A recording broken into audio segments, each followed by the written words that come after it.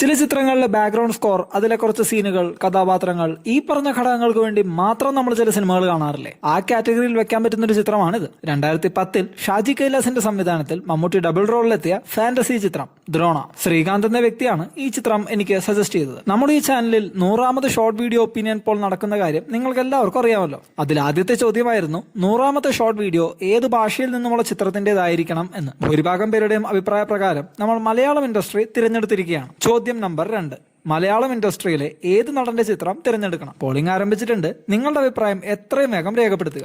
So കഥയിലേക്ക് വരുമ്പോൾ, ഇരട്ട സഹോദരന്റെ ദുരൂഹമായ മരണത്തെ തുടർന്ന് നായകൻ മരണം നടന്ന വർഷങ്ങളായി കടുത്ത പ്രേതബാധയുള്ള ആ മനയിലേക്ക് പോകാൻ തീരുമാനിക്കുന്നു. പിന്നീട് എന്താണ് സംഭവിക്കുന്നത് എന്നതാണ് കഥ. സംവിധായകൻ ഷാജി കൈലാസ് എന്തിനീ ഒരു ജനർ തെരഞ്ഞെടുത്തു എന്നുള്ളത് ഇപ്പോഴും ഒരു സംശയമാണ്. കാരണം ഷാജി കൈലാസിന്റെ ഒരു ടൈപ്പ് അതല്ല. പട്ടാഴി മാധവൻ നമ്പൂതിരി എന്ന മമ്മൂട്ടി അവതരിപ്പിച്ച പ്രധാന നായക കഥാപാത്രം. ആ നായകന് വേണ്ടി ഈ ചിത്രത്തിൽ ഒരുക്കിയ ഐക്കോണിക് BGM, സുരാജ് വെഞ്ഞാറമൂടിന്റെ രസകരമായ കോമഡി, പിന്നെ ക്ലൈമാക്സിലെ മനോജ് കെ ജയന്റെ കിടിലൻ പെർഫോമൻസ്, ഇതൊക്കെയാണ് ഈ ചിത്രത്തിന്റെ പോസിറ്റീവ്സ്. പക്ഷെ ഈ ചിത്രം അന്നൊരു പരാജയം അല്ലെങ്കിൽ ബിലോ ആവറേജ് ആയി മാറി. അതിന്റെ കാരണവും ഞാൻ പറയാം. സിനിമ തുടങ്ങി ഈ സീൻ എത്തുന്നത് വരെ ചിത്രം വളരെ ലാഗായാണ് മുന്നോട്ട് പോയിക്കൊണ്ടിരുന്നത്. പിന്നീട് അങ്ങോട്ട് ഹൈ ആകുമെന്ന് കരുതിയെങ്കിലും ഈ ചിത്രം ഞാൻ മേൽപ്പറഞ്ഞ പോസിറ്റീവ് ഘടകങ്ങളിൽ മാത്രമായി ഒതുങ്ങിപ്പോയി. സംവിധായകനും നായകനും ഒരുപോലെ തെറ്റ് സംഭവിച്ചു എന്ന നിലപാടായിരുന്നു ഈ ചിത്രം ഇറങ്ങിയ സമയത്ത് പ്രേക്ഷകർ പങ്കുവച്ചത്. സുരാജ് വെഞ്ഞാറമൂടിന്റെ കോമഡി പെർഫോമൻസ് ഈ ചിത്രത്തിന് നൽകിയ പോസിറ്റീവ് ഇമ്പാക്ട് വളരെ വലുതാണ്. സുരാജ് വെഞ്ഞാറമൂടിന്റെ ഈ ഒരു സീൻ ഇപ്പോഴും ട്രെൻഡിംഗ് ആണ്. ഈ സീനിൽ നടൻ തിലകൻ തിരിഞ്ഞു നോക്കുമ്പോൾ മമ്മൂട്ടിയുടെ ആ ഒരു നിൽപ്പും